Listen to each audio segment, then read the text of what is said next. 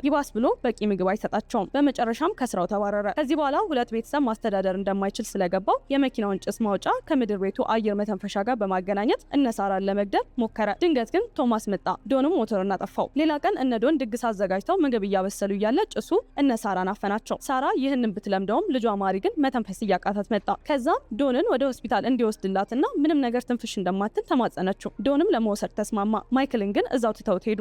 ማሪ ወደ ሆስፒታል በፍጥነት ተወሰደች። በሆስፒታል አንዲት ነርስ ስለ ማሪ የሕክምና ታሪክ ስትጠይቅ ሳራ ማሪ እቤት ውስጥ እንደምትማርና የተፈጥሮ መድኃኒቶችን ብቻ እንደምትጠቀም ነገረቻት። ከዛን ግን ሳራ ለማምለጥ ያላት እድል ይሄ ብቻ እንደሆነ ስለገባት ዶንን አምልጣ ወደ ነርሷ ሮጠች። እርዳታ እንደምትፈልግም ነገረቻት። ዶንም ይሄን ሲያይ ሊያመልጥ ሞከረ፣ ግን እዛ የነበረው ፖሊስ ያዘው። ሳራ በመጨረሻ ሰላም መሆናቸውን ለማሪ ነገረቻት። ፖሊሶች ወደ ቤት ሄደው ማይክልንም አወጡት። አይሪን እና ቶማስ ማይክልን በዚህ ሁኔታ በማየታቸው አዘኑ። ዶን ሁሉንም ነገር ከፖሊስ መኪና ጀርባ ሆኖ ተመለከተ። ከዛ ሁሉ ስቃይ በኋላ ማሪ፣ ቶማስ እና ማይክል በውጭ እየተጫወቱ ነው። ሳራ፣ አይሪን እና ኤሚ ከበረንዳ ሆነው ይመለከቷቸዋል። ማሪ ግን አንድ ሰው በሞተር ሳይክል ወደ ግቢያቸው ሲመጣየች። የመጣው ክሪስ ነው። እሱና ሳራ ከረጅም ዓመታት በኋላ ተገናኙ። በ18 ዓመታቸው አብረው ለመጓዝ ሲያቅዱ የገዛላትን ሄልሜት ሰጣት። አሁን ደስተኛና ነፃ ሆነዋል። ለረጅም ጊዜ የጠበቁትንም የሞተር ሳይክል ጉዞ አብረው አደረጉ። ታሪኩ እዚህ ላይ ያበቃል። እንደዚህ አይነት ቪዲዮዎች እንዲደርሳችሁ ሰብስክራይብ ማድረግና የደወል ምልክቱን መጫን እንዳትረሱ።